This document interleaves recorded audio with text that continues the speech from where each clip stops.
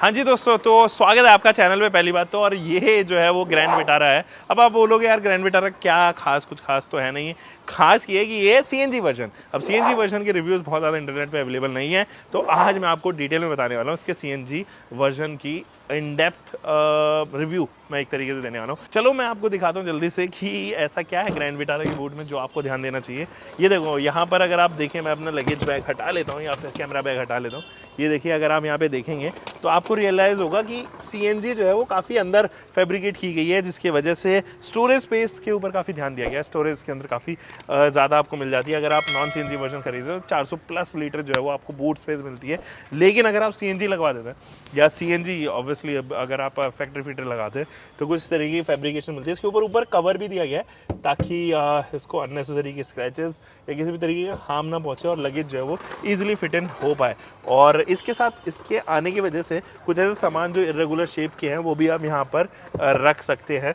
तो ये तकरीबन 225-250 लीटर के आसपास की बूट फिलहाल होनी चाहिए। ऊपर पार्सल ट्रे भी आपको ऑफर की जाती है। This one being a delta variant, दो ही वेरिएंट में अवेलेबल है आप जानते हैं। और पहला वेरिएंट है डेल्टा वेरिएंट, दूसरा वेरिएंट है जेटा वेरिएंट। अब इसकी जो है वो ऑन रोड कॉस्टिंग जो उसके ऑनर को पड़ी वो तकरीबन 15.5 लाख रुपए की पड़ी।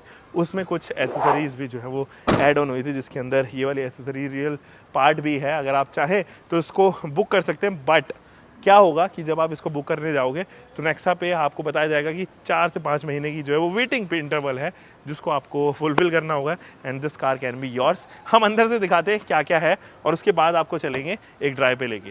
तो दोस्तों मैं इंटीरियर्स में बैठता हूँ और बंद कर देता हूँ फिलहाल। अब देखो, पता है क्या मजे की बात ये है कि जब आप इंटीरियर में बैठोगे तो सारी सुख सुविधाएं इस गाड़ी के अंदर आपको मिलेंगी, क्योंकि डेल्टा वेरिएंट है तो वो सारी तमाम चीजें जो आपको चाहिए वो इसके अंदर अवेलेबल होती हुई नजर आएगी। इनफैक्ट इसके अंदर ऑटोमेटिक क्लाइमेट कंट्रोल भी है। इसके सीएनजी का फ्यूल जो है वो ये देखिए, सीएनजी स्विचिंग जो बटन है वो इधर ही दिया गया है। आप क्लाइमेट कंट्रोल के अलावा स्टेयरिंग माउंटेड कंट्रोल्स भी इसके अंदर आते हैं। तो यहाँ अगर आप देखेंगे तमाम बटन भी आपको यहाँ पर देखने को नजर आएंगे। In fact engine start off button भी इसके अंदर ऑफर किया गया है। और ये रहा इसका वो की फॉब जो आपको देखनी चाहिए, और वो रेगुलर की फॉब है। थोड़ी सी मुझे लगता है कि हमारे सुजुकी को इसके ऊपर ध्यान देना चाहिए और इस की फॉब को जो है वो थोड़ा चेंज कर देना चाहिए। मैं फिलहाल इंजन स्टार्ट ऑफ बटन से इसको स्टार्ट करता हूँ। डीआरएल्स ऑटोमेटिकली एक्टिवेट हो गए, क्योंकि मुझे बाहर से पता चला, जैसे मैंने दूसरी गाड़ी में देखा एकदम से एक चमचमाहट सी लाइट जो है वो मुझे यहाँ पर दिख पा रही थी। अब दोस्तों इसको लेके चलते हैं। देखो, ऑटो सेंसिंग डोर लॉक्स हैं इसके अंदर। जैसे ही स्पीड इसने सेंस करी और 20 या 10 या वो XYZ जितना भी किलोमीटर पर आवर की स्पीड जो है वो सेट की हुई है, उसके ऊपर क्रॉस करते ही इसने ऑटोमेटिकली जो है वो सारे दरवाजे लॉक कर दिए। मेरे ख्याल में वो 20 की स्पीड रही होगी जिसके ऊपर इसने सेंस किए। एनीवे, उसके बारे में बाद में बात करेंगे। अब जरा बात करते हैं इस 1.5 लीटर के पेट्रोल इंजन की। अब ये है तो नेचुरली एस्पिरेटेड इंजन ही, और ये जो इंजन है वो तकरीबन प्रोड्यूस करता है अपने इसके नेचुरल फिगर्स अगर हम बात करें तो 103 bhp प्रोड्यूस करता है। 137 न्यूटन मीटर के टॉर्क के करीब जो है वो डिलीवर करता है।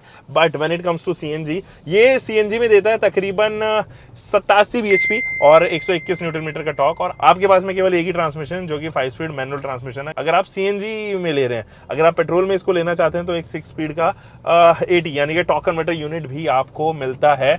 और अगर आप हाइब्रिड खरीदें तो भी आपको एक 80 एक ECVT जो है वो ऑफर किया जाएगा। अब इसका स्ट्रेट ट्रैवल तो इस सेगमेंट में किसी से नहीं है when it comes to CNG, but हाँ, ये क्रेटा और सेल्टोस जैसी गाड़ियों से भी compete करती है अपने petrol and hybrid counter parts पे, तो वो जरूर है। हम लोग हालांकि आज सीएनजी की ही बात कर रहे हैं। ये देखिए, अगर मैं इसके स्टीयरिंग के बारे में बात करूं तो हल्का सा प्ले तो है, यानी कि उस टाइम फ्रेज में ये कुछ भी जो है वो रेस्पॉन्स नहीं देती। तो ये इतने टाइम फ्रेज में या इतने रोटेशन पे जो है वो कुछ भी आपको जो है वो फीडबैक नहीं देगी। तो स्टीयरिंग मुलायम है, सॉफ्ट है, जिसको हम कहते हैं देखो इजी कट जो है वो यहाँ पर आपको देगी। बट हाँ, वो जो फीडबैक है जो आप चाह रहे होंगे कि एक Hyundai जैसा फीडबैक या Volkswagen जैसा फीडबैक आपको यहाँ पर मिले, वो कहीं ना कहीं मिसिंग जो है वो जरूर यहाँ पे रहेंगे।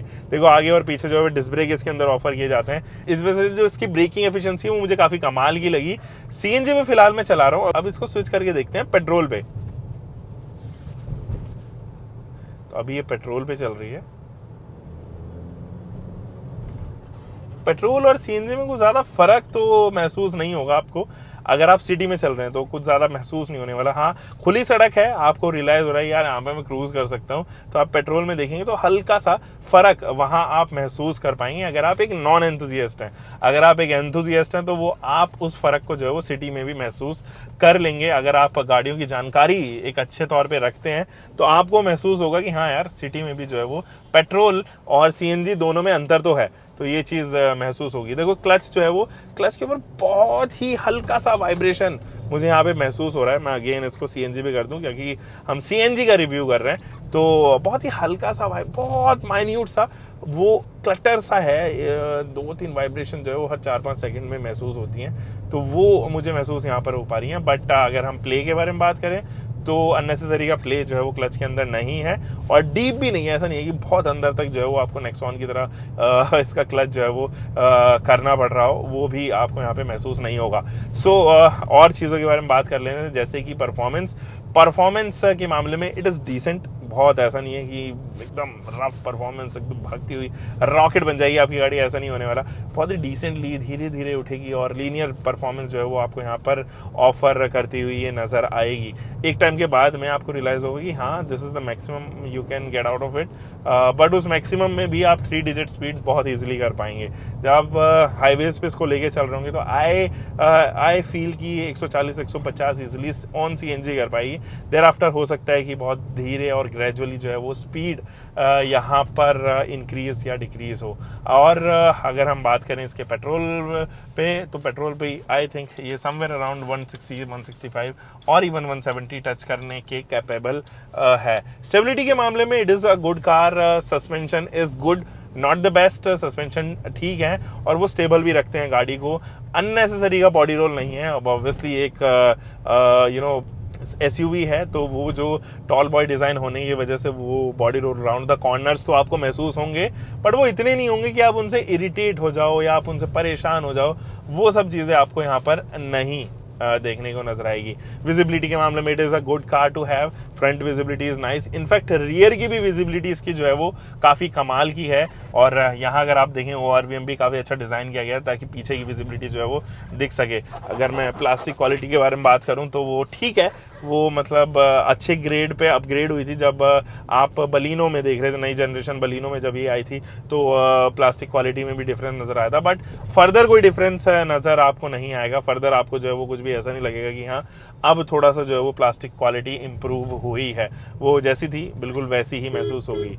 हॉर्न इज़ ठीक, उसकी पिच जो है वो काफ़ी ठीक है, उसमें कोई भी समस्या नहीं है। इंस्ट्रूमेंट क्लस्टर भी लिटअप है लेकिन वो एनालॉग पार्ट पर ही रखा गया। इनफैक्ट इसके top of the line variant में भी एनालॉग ही दिया गया है। टच स्क्रीन इंफोटेनमेंट सिस्टम भी आपको यहाँ पे मिलता है 7 इंचेस का, लेकिन वो एंड्रॉइड ऑटो एप्पल कारप्ले से जो है वो सिंक्ड है, यानी कि आप इस्तेमाल कर सकते हैं Android auto Apple CarPlay. Bonnet मुझे कम्प्लीटली विजिबल है, तो वो लोग जो ऐसी इसको लेके जाना चाहते हैं मार्केट में या एकदम खचाखच भरे हुए रास्ते पे लेके जाना चाहते हैं तो उनको भी कोई समस्या नहीं होगी। रीज़न बीइंग ये आपके पास में बोनेट विजिबिलिटी काफ़ी अच्छी है, तो आप डायगनली भी स्ट्रेट भी आपको रियलाइज़ होता रहता है कि हाँ किस पॉइंट तक मैं अपनी गाड़ी को जो है वो आगे मूव कर सकता हूँ ताकि कहीं पर स्ट्राइक ना हो। ये तो मुझे तो काफ़ी अच्छी लग रही है। इनफैक्ट जब आप रात में चलाते हैं ना तो आपको रात में चलाते टाइम इसकी रियर लुक काफ़ी अच्छा यहाँ पर लगेगा। और रियर लुक क्योंकि कनेक्टेड लाइट के साथ में आता है वो 3D इम्पैक्ट ज़रूर यहाँ पर देता है और काफ़ी अच्छा लगता है वो देखने में, एक अच्छी गाड़ी लगती है देखने में।